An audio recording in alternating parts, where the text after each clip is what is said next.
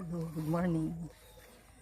Ito yung aming lupa, 1 hektarya hanggang doon sa may niyog na yun.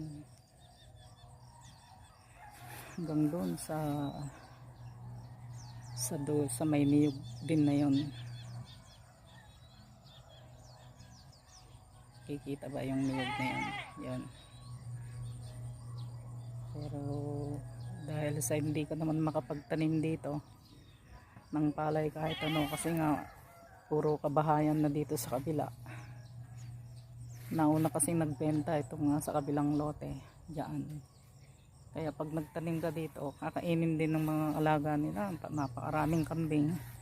Kaya ang ginawa namin na magkakapatid, binenta na namin.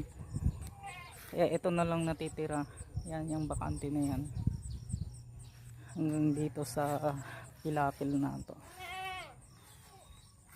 Ayan, tingnan nyo. Kaliwat kanan, puro bahay. Paano ka pa magtatanim? Pinapakaraming kambing. Manok. Ayan, may kanya-kanya ng bakod o yung mga nakabili.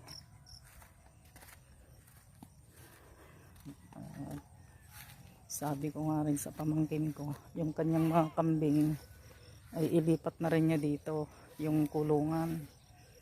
Kasi marami na rin kasi akong tanim dun sa pinakalote ko. Ay, napakaraming kambing dun, oh. Yan, hanggang dyan. Puro kambing. Paano ka magtatanim ito? Sayang din itong bakante na to. Siguro nasa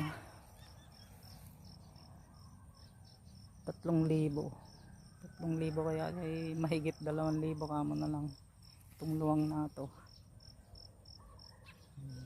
Mahigit 2,000 pa to. Ay pwede pang tamnan dapat. Ano pang magagawa? Tsaka magtatanim ka dito yung mga hindi maselan na mga tanim. Kasi kalapit lang niya ang crusher, oh. Pagka tagaro maraming alikabok, nasisira yung mga dahon. Ano lang nito, pagkatapos inaangkin pa yung 3 pulgado na kwan dito sa lote namin. Kaya inusog na nga dito.